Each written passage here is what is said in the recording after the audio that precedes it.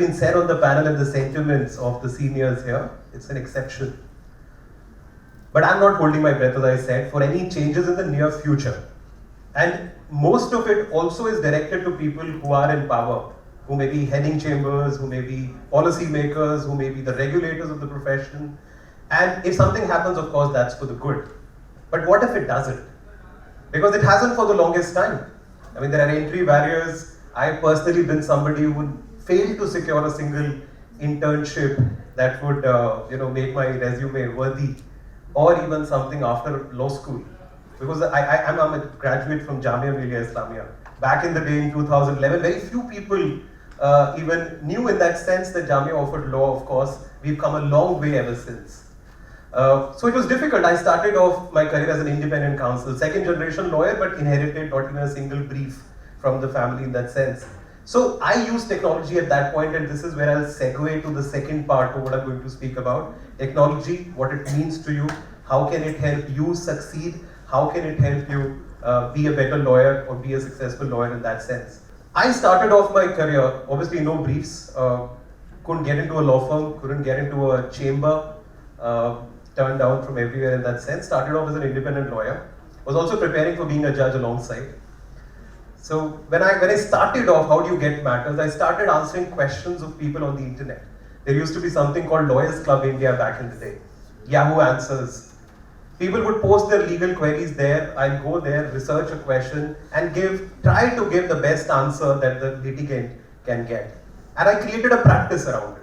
In the first 1.5 years of my profession as a 21-year-old lawyer, and by the time I cleared the Delhi Judicial Services, I had a stream of clients. Why? Because I used technology at that point, or I could, to make inroads into this profession. Because everyone's also, a client's also looking for somebody, a lawyer who's accessible, a lawyer who knows his job, a lawyer who's there, and that is where you come and fill in that vacuum and provide a solution that the client is looking for and make your space in the profession. So that's technology, and that's how you leverage it.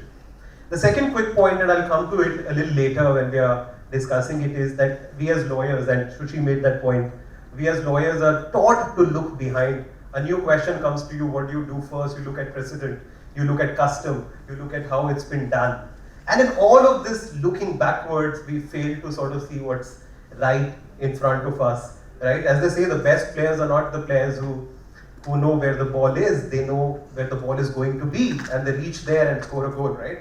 So you have to be there. If you're talking about NFT, you're talking about cryptocurrency, you're talking about a Google. I was fascinated before I came here. I was searching for something, and I chanced upon a website where a Google Assistant allows you to make a reservation at a restaurant. It allows you to make a contract on your behalf. So Google would act as your assistant or as your agent and call up a restaurant or call up somebody and make a reservation on your behalf. The other person is not going to know that it's an AI system doing it. Now, how do you, from an Indian contract law perspective again, say, is this a person who's your agent?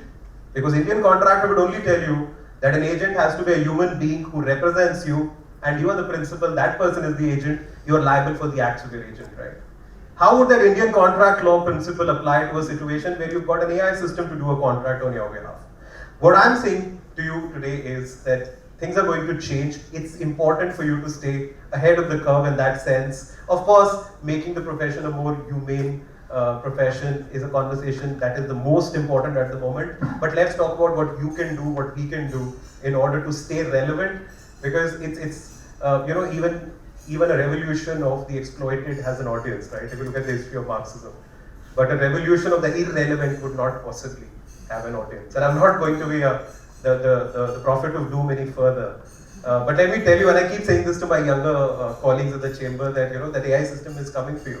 And it is in a lot of ways. Things which are repetitive in the legal profession, research, doing a draft which is something that can be replicated, all of these things would end up being taken over by systems, and they're already being taken over. Watson is one example.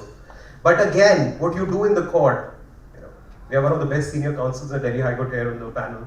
What you do in the court, your court craft, the way you respond to a query, the way you use humor and wit in order to get out of a difficult situation, the way you expound law, the way you come up with an interpretation which wasn't thought of before, the way you do strategy, the way you do intensive, difficult opinion work on which there is no precedent. On that, nobody can replace you, or not in the near future at least. But in repetitive works where you feel like a minor cog in a giant wheel, there we are going to be replaced very, very soon. So focus on quality work and focus on skills that would have a market so that you stay relevant.